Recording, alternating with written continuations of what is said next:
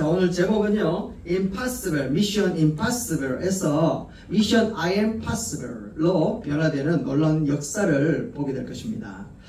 마음에 아간의 죄를 가지고 있을 때는 모든 문제는 impossible, 불가능했습니다. 그러나 아간을 벗어내고 예수 그리스도 말씀을 부여잡고 언약계에 하나님의 임재하심을 우리가 요구하고 요청하고 함께 할 때는 어떤 문제도 I am possible, 나는 가능합니다. 나는 할 수 있습니다. 라고 하는 그런 존재가 될 줄로 믿습니다. 아멘. 지난주는 우리가 아이성에서 실패하는 이스라엘 백성들을 보았습니다. 그들의 실패와 좌절, 그들의 낙심, 그들의 괴로움. 그런데 이것이 부정적인 경험이 아니라 오히려 그것을 통하여 하나님과의 관계가 회복되어지고 또한 더 깊은 신앙의 단계로 나아가는 발판이 되었다는 사실입니다. 이것이 얼마나 감사한 것인지 그들 속에 있었던 아간의 죄, 그 죄를 해결하고 난 다음에 오롯이 하나님 앞에 순종하는 자들이 되고 은혜를 회복하니까 그들이 가는 걸음들마다 모든 것이 어떻게 되었다고요? I am possible 되어버렸다는 것을 이야기하고 있는 거죠.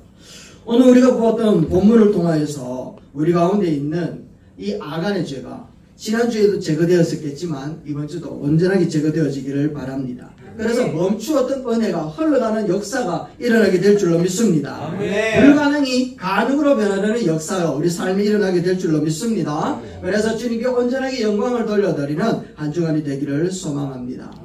어느 목사님이 이제 서신 일기 중에 나오는 부분이었습니다. 그 목사님께서 오랜만에 한 친구를 만났대요. 그 친구는 같이 공부할 때 굉장히 잘했기 때문에 좋은 직장에 다니게 되었답니다. 사랑하는 사람과 만나서 결혼하게 되었고 예쁜 자녀도 가지게 되었대요. 그런데 대화를 하는 가운데에 직장 생활을 하다 보니까 술자리가 그렇게 많다라는 겁니다. 그리고 술을 먹다 보니까 돈을 주고 다른 여자와 잠자리도 가지는 경험들이 있었다라는 거죠. 그래서 참 하나님 앞에 죄송하기도 하고 미안한 마음을 갖고 있었는데 이 친구를 향하여서 이 목사님이 묻습니다. 아직도 아내를 사랑하냐고. 사랑한대요. 그리고 딸도 그리고 자녀들도 사랑한다라는 겁니다. 그러면서 자신의 행동이 아내에게 죄를 짓는다는 사실도 그는 알고 있었다라는 거죠. 그러니까 목사님이 이제 그러면 한번 끊어보자, 이제 그만해보자 라고 이야기하니까 그 친구가 눈을 반짝거리면서 하는 말이 미안하다 친구야, 오늘은 진짜 안 된다. 오늘은 중요한 술자리가 있다. 다음에 하자 하면서 가더라는 겁니다. 여러분 어떻습니까? 하나님을 믿는다고 고백하면서 여전히 죄를 끊지 못하고 변명하는 모습으로 살아가는 우리의 모습이라면 이 사람하고 다를 바가 없다는 거죠. 아이성 전투에서 백성한 이스라엘 백성들하고 다를 바가 없다라는 것을 이야기하고 있는 겁니다. 아이성 전투의 패배는 우리가 잘 아는 것처럼 누구의 죄 때문이었습니까? 아간의 죄 때문이었습니다. 7장 1절 말씀이죠. 이렇게 기록되어져 있습니다. 같이 읽어봅시다. 시작. 이스라엘 자손들이 온전히 바친 물건으로 말미암아 범죄하였으니 이는 아간이 온전히 바친 물건을 가졌습니다. 여호와께서 이스라엘 자손들에게 진노하시니라. 아멘. 하나님이 보이지 않는다고. 그래서 자기의 욕심을 따라서 죄를 지어버렸다는 거죠. 그것을 숨길 수 있을 것이라고 생각했던 아간이었습니다. 하나님은 다 보고 계신다는 사실을 잊어버렸던 거죠. 안 따라하시다. 하나님은 다 보고 계신다. 다 보고 계신다. 하나 더. 하나님은 다 알고 계신다. 아멘. 여호수아서 7장 21절 말씀에 그래서 이 얘기를 하는 겁니다. 야, 너 왜 간과함과 간사함과 교만함으로 오늘 이와 같은 일들이 일어나는 줄 아느냐. 그걸 고백하는 겁니다. 시작. 내가 노력한 물건 중에 시날산의 아름다운 외투 한 벌과 은 200세겔과 그 무게가 50세겔 되는 금덩어리 하나를 탐내어 가졌습니다. 라고 이야기를 하는 겁니다. 하나님은 아간의 죄가 해결되지 않은 상태에서는 아무것도 할 수 있는 방법이 없었습니다. 복을 주실 수 있는 방법도 없었고 그들을 보호하고 싶지도 않으셨던 것이었죠. 그리고 그들을 인도하고 싶지 않으셨습니다. 그래서 13절 말씀에 이렇게 고백하는 겁니다. 읽어봅시다. 시작. 여호와의 말씀에 너희가 그 온전히 바친 물건을 너희 가운데서 제하기까지는 쓰다. 어디까지는? 제하기까지는 제거되지 않는다면 네 원수들 앞에 능히 맞서지 못할 것이다. 내가 너에게 간섭하지 않겠다 얘기를 합니다. 내가 너의 모든 원수들이 에게로부터 너를 막아주지 않겠다 얘기합니다. 무엇 때문에? 죄가 해결되어지지 않는다면. 죄가 얼마나 무거운 것이고 무서운 것인지 우리에게 가르쳐 주는 겁니다. 그러니까 죄는 하나님과의 관계를 끊어버리는 것뿐만 아니라 하나님께서 주실 수 있는 모든 은혜를 가로막는 장벽이 되어버렸다라고 얘기를 하는 겁니다. 그래서 죄는 순간적으로 떠오를 때 순간적으로 해결해버려야 되는 것이죠. 그래서 하나님께서는 여호수아 7장에서 아간의 죄를 제거하는 과정을 우리에게 보여주셨습니다. 그런데 아간의 죄만을 해결하는 것이 아니라 우리가 아는 것처럼 너희가 이스라엘이 라고 하는 모습으로 하나님께서는 전체적인 죄로 몰고 가고 있다는 것을 우리가 보았죠. 그것은 왜일까 생각해 보았는데 아간의 죄만 있었던 것이 아니었습니다. 이스라엘 백성들에게도 그들이 가지고 있었던 숨겨진 죄가 있었던 것이죠. 이스라엘 공동체를 향한 하나님께서 경각심을 불러주는 계기가 되었습니다. 무엇이 되었다고요? 이스라엘 백성 전체에 경각심을 불러 일으키는 것이죠. 그와 같이 하나님께서는 이 아간을 통하여서 경계심을 보여주셨다라는 겁니다. 그래서 죄의 심각성을 이스라엘 백성들은 다 깨달아 버렸습니다. 그리고 자신을 낮추고 전적으로 하나님을 의식하면서 신앙을 회복하는 고통스러운 그런 회개의 시간을 갖게 되었던 것을 우리에게 보여줍니다. 아간은 혼자 죄를 해결한 것이 아니라 이스라엘 전체에게 찾아온 실패를 회개하게끔 되었다는 것이죠. 그렇다면 이스라엘 전체에게 찾아온 실패의 원인은 어디에 있었을까라는 것을 우리가 생각해 봐야 됩니다.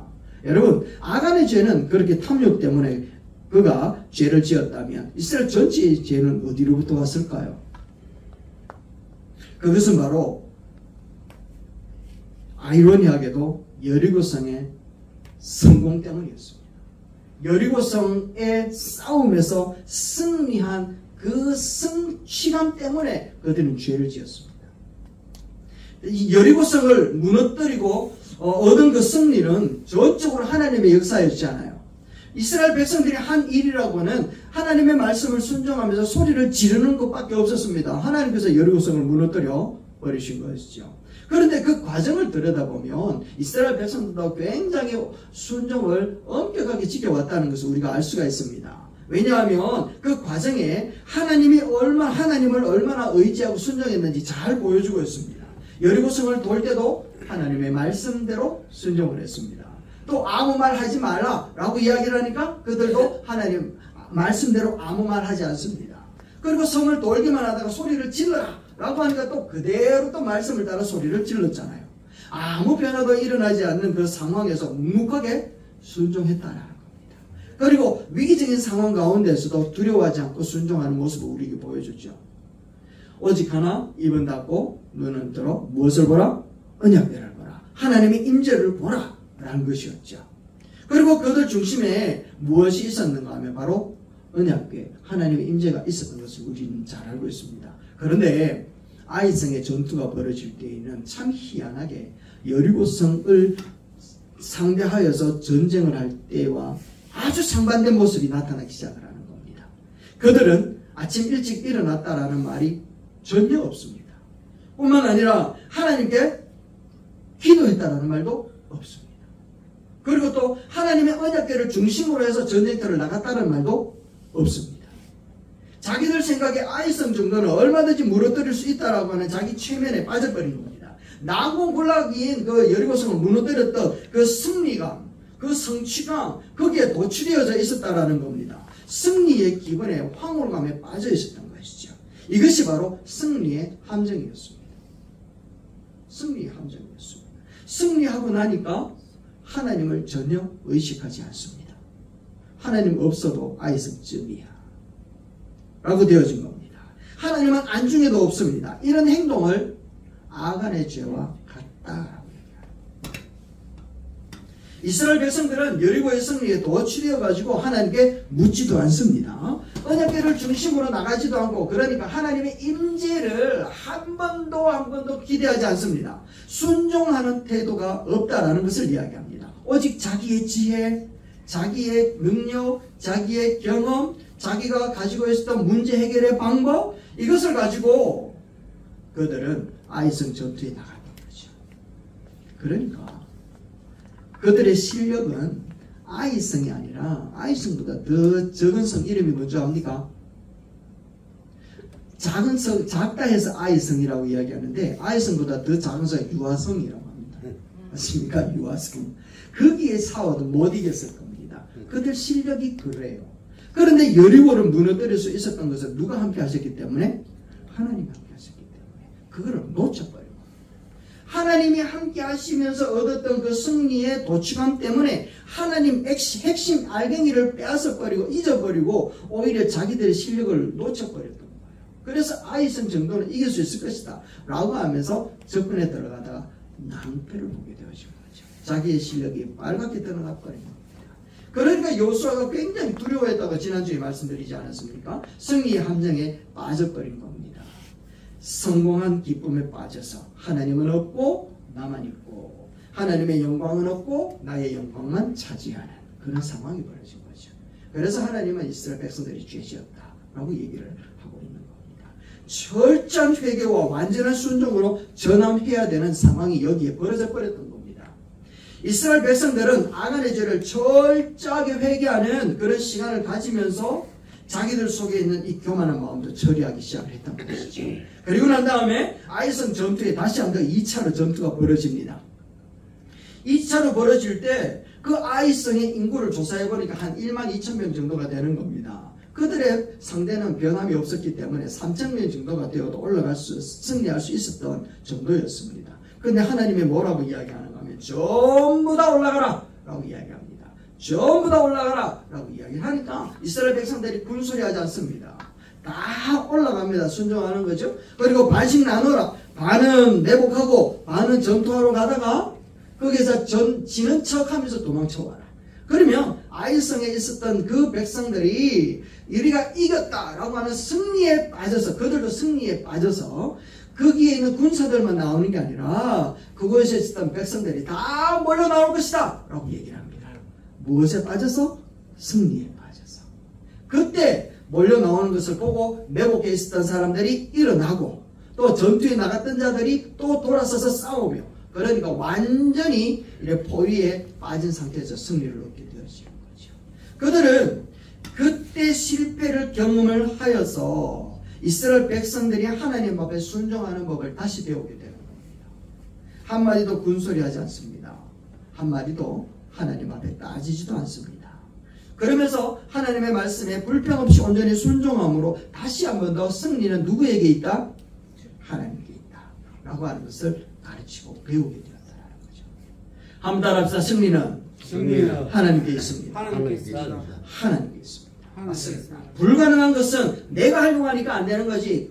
이 불가능한 것이 I am possible 나는 할 수 있습니다 라고 하는 고백은 누구로부터 말미암아 일어난다고요? 하나님으로 말미암아 되는 줄로 믿습니다. 아멘. 아멘. 교회가 급속도로 발전하였던 교회가 있었습니다. 그 교회는 우리 대한민국에서 최고로 큰 교회고 세계에서 제일 큰 교회였습니다. 순복음교회. 여러분 들어보셨습니까? 조영기 목사님. 어마무시하게 큰 칭찬과 성공으로 세계에 각광을 받는 목사님이셨습니다. 그런데 한날은 피곤해서 낮잠을 잠들게 되었는데 그가 잠든 순간에 보여지는 그 상황이 너무나도 놀라운 겁니다. 그가 눈을 떠봤더니 지옥이 들려요. 불기둥에 그가 떨어져가지고 끌려가고 있는 모습을 꿈꾸기 시작했다는 겁니다. 불과 유황이 타오르는 그런 끔찍한 상황 가운데 수많은 사람들이 고통스러워하고 있는 거예요. 자신 또한 영원한 절망과 고통 속에 던져져 가고 있다는 이 충격적인 상황을 보고 깜짝 놀랐다는 겁니다. 하나님의 말씀을 증거하고 하나님 앞에 어마무시한 능력을 나타냈는데 내가 왜 여기에 있냐 하면서 하나님 앞에 따져 물었답니다. 그러니까 하는 말이 너 칭찬과 너 성공 왜 내 것 가르쳤느냐? 너는 왜 너의 리더십으로 이와 같이 된 것이라고 착각하고 있느냐? 너와 너의 리더십으로 된 것인 줄 알고 교회 성장이 너의 힘으로 된 것인 줄 알고 왜 영적으로 침체하였고 교만하였느냐? 이렇게 묻더라는 겁니다. 그래서 그는 깜짝 놀랐습니다. 그러면서 그가 하나님 앞에 멀어진 삶을 뼈저리게 깨달으면서 죽는 그 상황 가운데 온 힘을 다하여 예수님의 보여 부러지셨다는 말이겠습니다. 그래 깜짝 놀라가지고 지옥에서 끌려가던 그 힘이 멈추어지고 서서히 위로 떠오르는 상황에서 잠에서 깼다라는 거예요. 목사님은 너무나도 놀랬다라는 거예요. 자신의 교만, 언제부터인가 교만이 섞여져 있는 기도가 되었고 병을 낫게 해주는 그 능력이 마치 자기 것인 것처럼 부려먹었다라는 거죠. 그래서 하나님 앞에 얼마나 통해 자복을 하였는지 그때부터 자신의 모든 교만과 죄를 다 회개하고 철저하게 겸손한 모습으로 철저하게 하나님께 영광으로 철저하게 성령의 능력으로 목회를 감당했다라고 얘기를 합니다. 여러분 우리는 이와 같은 일들이 얼마든지 찾아올 수 있는 그런 허약한 존재, 나약한 존재라는 거예요. 성공 뒤에는 뭐가 따라온다고요? 성공 뒤에는 번영과 영광이 따라오는 게 아니라 성공 뒤에는 반드시 사탄의 유혹이 따라옵니다. 사탄의 유혹이 사탄이 얼마나 영악한지 성공으로 도취되어지는 순간 그 순간을 놓치지 않고 찾아와 버리는 거예요. 예수님이 베드로에게 너는 나를 누구냐고 묻자 베드로가 예수님은 하나님의 아들이요 정말 그 하나님의 아들이십니다. 살아계신 하나님의 아들이십니다. 라고 고백하니까 예수님이 너무너무 기뻤던 거예요. 야 바요나 시몬아 네가 어마무시하다. 너를 알게 하신 것은 네가 배워서 한 게 아니라 성령의 역사하십니다. 하면서 막 박수를 쳤다. 그 이야기를 듣고 이제 당신이 죽음을 맞이하고 다시 사흘 만에 부활할 것이라고 가르치셨잖아요. 그러니까 베드로가 뭐라 그런 줄 압니까? 그런 칭찬을 받았으면 거기서 끝나야 되는데 여기에 도취되어져 있었던 베드로가 예수님 그러면 안 됩니다. 그런 일이 일어나면 안 됩니다.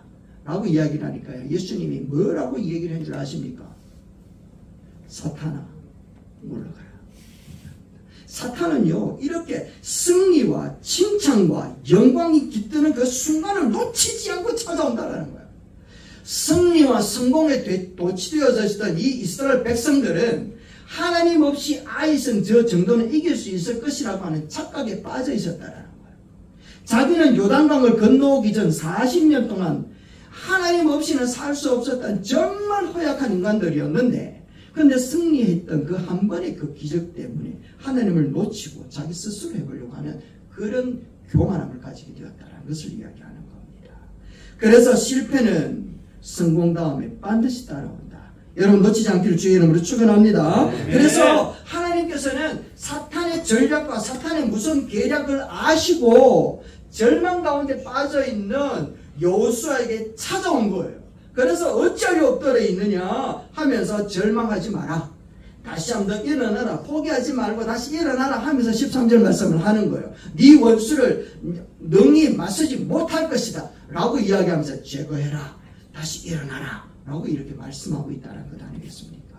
하나님이 쓰셨던 사람들은 실패가 없는 사람이 아니라 실패를 겪고 하나님 앞에 다시 선 사람인 줄로 믿습니다. 아멘. 여러분 하나님 앞에 쓰임받는 사람은 실패를 경험하지 않은 사람을 쓰는 것이 아니라 실패를 통하여 하나님과의 관계가 회복되어진 사람, 그래서 하나님을 전적으로 의지하는 사람을 하나님께서 사용하시는 줄로 믿습니다. 아멘. 그래서 여러분 우리는 실패도 해봐야 된다라고 이야기하는 거예요. 아브라함이 그랬습니다. 모세도 그랬습니다. 여러분 이삭도 그렇고 다윗도 사도 바울도 베드로도 다 그랬다라는 거예요. 다 실패했다라는 거예요. 실패 속에 빠졌을 때 그들은 하나같이 하는 말이 무엇인가 하면 impossible.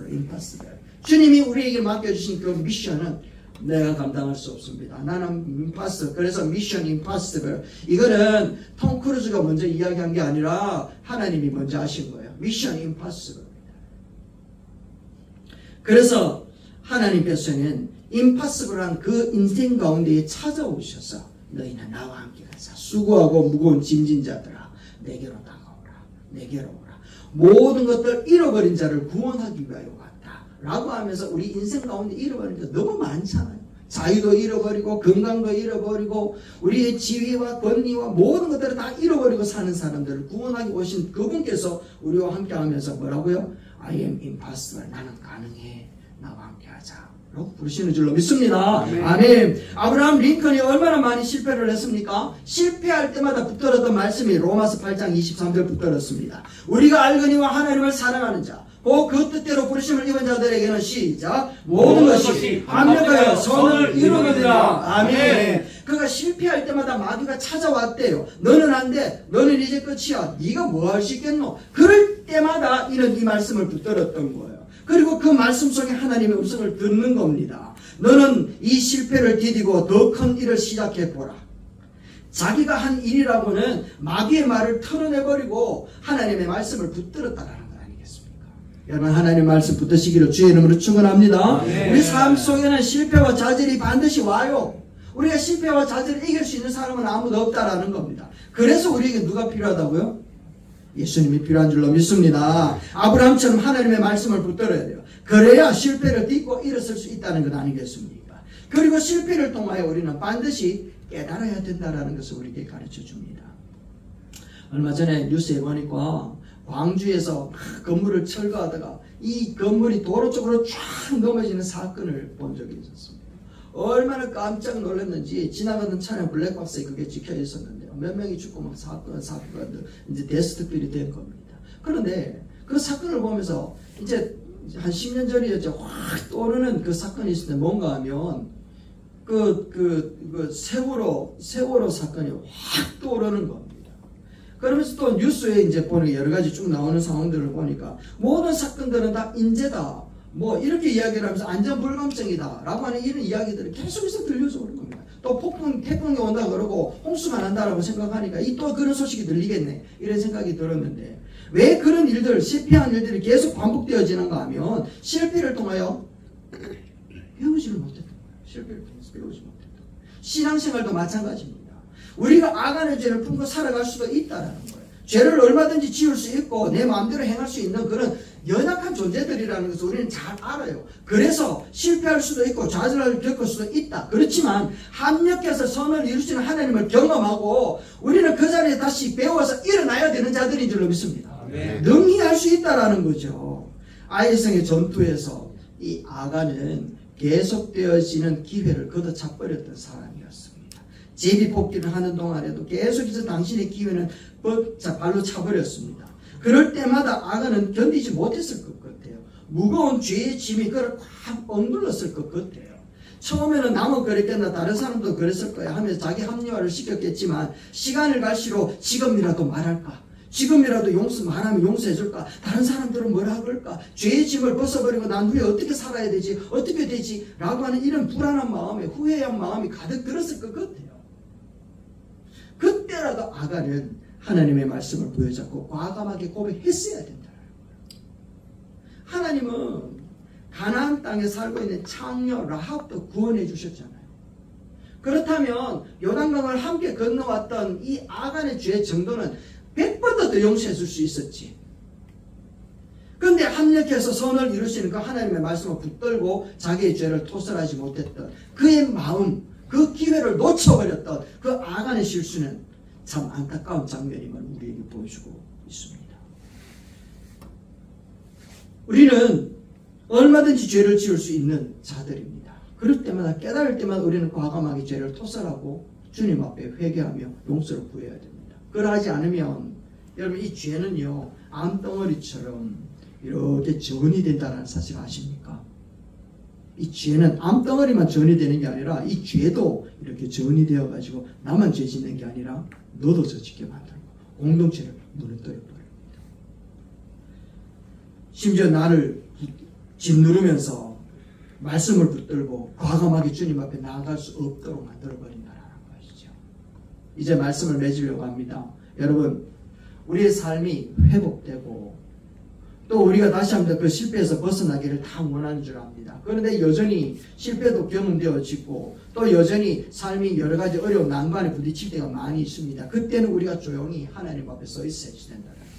알든지 모르든지 간에 우리 속에는 아간의 죄, 다시 이야기하면 하나님이 없는 것처럼 살았던 우리들의 모습, 하나님이 있다는 것을 알면서도 여전히 믿음 없는 자의 모습처럼 살아가는 우리들의 연약함을 주님 앞에 고백하고 주의 말씀을 붙들고 다시 일어나야 될 때인 줄로 믿습니다. 그래 되면 우리 주님은 우리와 함께 하시면서 야 네가 임파서블 하지? 그러나 나와 나는 가능해. I am possible. 나와 함께 가자 라고 말씀하시는 부르심이 있는 줄로 믿습니다.